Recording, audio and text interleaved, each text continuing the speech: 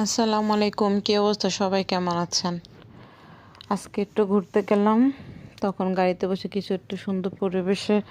আজকের দিনটা অনেক সুন্দর ছিল, চারিদিকে রৌদ্র ছিল, তাই সুন্দর একটা ভিডিও করলাম। ভাবলাম আপনাদেরকে একটা সুন্দর পরিবেশ দেখাই আর কিছু কথা বলবো।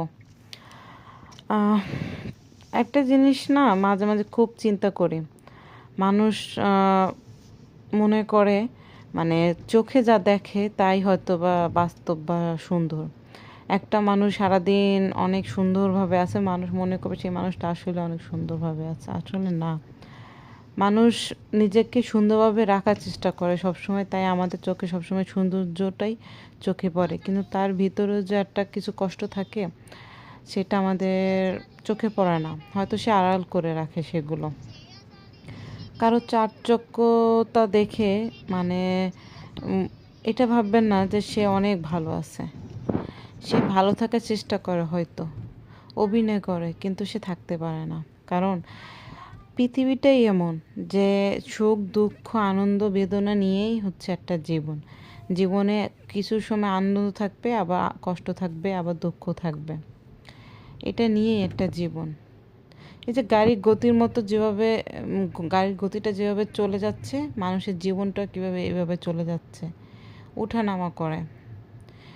সব সময় যে ভালো থাকবে তা না, আবার সব সময় যে কষ্টে থাকবে তা না। তাও সব সময় শুকরিয়া করতে হবে আল্লাহর কাছে। আল্লাহ, আমি ভালো আছি, আলহামদুলিল্লাহ। পৃথিবী অনেক মানুষ আছে অনেক কষ্টে আছে, সেই তুলনায় চিন্তা করে দেখবেন আমি অনেক আলহামদুলিল্লাহ অনেক ভালো আছি। সবসময় নিচের দিকে তাকাবেন, উপরের দিকে কখনো তাকাবেন না। নিচের দিকে তাকাবেন, আপনি দেখবেন অনেক ভালো থাকবেন। উপর দিকে তাকালে সবসময় নিজের ভিতরে একটা আকাঙ্ক্ষা থাকবে, সব কিছু পাওয়ার আকাঙ্ক্ষা থাকবে। আর যখনই সেই আকাঙ্ক্ষাটা থাকবে তখন আপনি ভালো থাকতে পারবেন না। কারণ আপনার কাছে মনে হবে আমার তো এটা নাই, আমার তো ওটা নাই। মানে সব সময় একটা অস্থিরতা, আপনার সব পেতে হবে।